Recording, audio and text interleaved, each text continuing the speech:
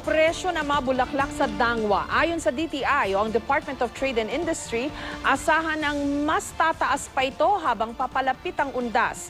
Pero ang presyo ng mga kandila hindi nagbago. May report si Cesar Apolinario.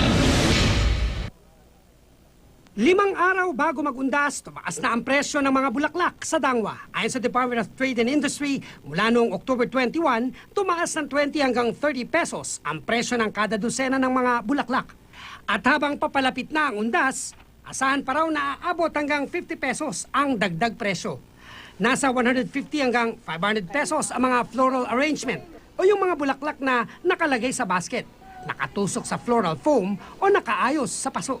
150 naman para sa single hanggang 350 pesos ang tatluan sa mga bulaklak na nasa topiary. 1,200 hanggang 2,000 pesos ang mga naka-cross arrangement o wreath. Habang 1,500 pesos naman ang corona. Ang isang bundle ng orchids na puti, 450 pesos. 400 pesos naman ang violet ang kulay.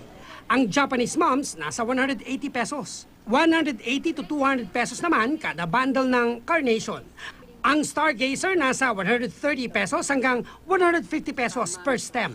Sa mga customer, kung gusto niyo pong makatipid ng iaalay po sa ating mga yumao, ay bumili na po tayo sa araw ng 28, 29 para po hindi na po tayo maghabol ng oras pagdating ng 30 to 31. Pero ang mga kandila hindi na raw magtataas pa ang presyo. Nasa 80 hanggang 100 pesos kada piraso ang presyo ng mga ordinaryong kandila. Ang malalaking kandila naman nasa 120 hanggang 200 pesos. Mas makakamura pa raw kung maramihan o wholesale ang bibilhin. Habang papalapit na ang undas, puspusa naman ang paghahanda sa mga sementeryo. Pero mga bibisita sa Maribohok Cemetery sa Bohol, ito ang aabutan. Mga sira-sirang nicho dahil sa naranasang lindol noong nakaraang taon. Ganito rin ang sitwasyon sa pampublikong sementeryo sa bayan ng Calape. Kaya naman bago sumapit ang undas, sinamantala na ng ilang ayusin at linisin ang nicho ng kanilang mga mahal sa buhay. Sa Dagupan naman, mga labi naman ng mga yumao ang problema ng isang sementeryo.